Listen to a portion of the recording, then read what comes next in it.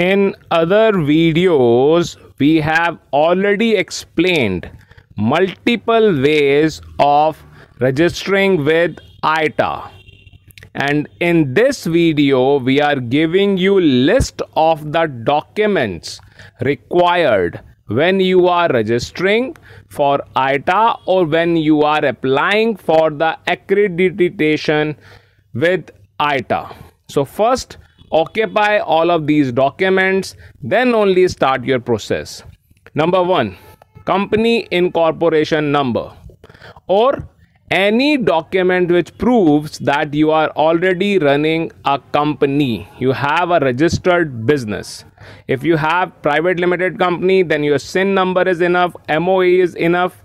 If you are running a partnership firm, then partnership deed, or if you are running a proprietorship, then any document which proves that you have registered your company, that is enough. Number 2, your current account bank detail and audit report. This is also very important, and which you can take from your bank. You must be having a current account already on the name of your company. Number 3, ID proof of owner.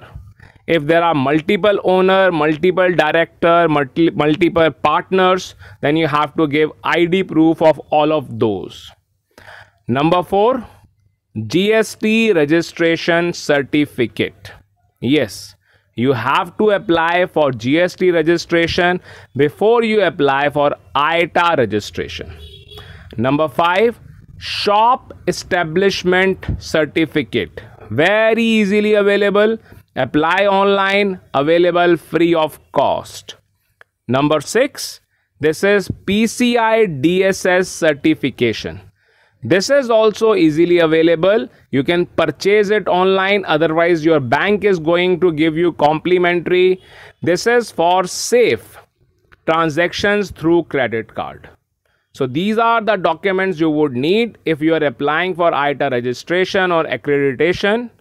This is Mayank from the Tourism School.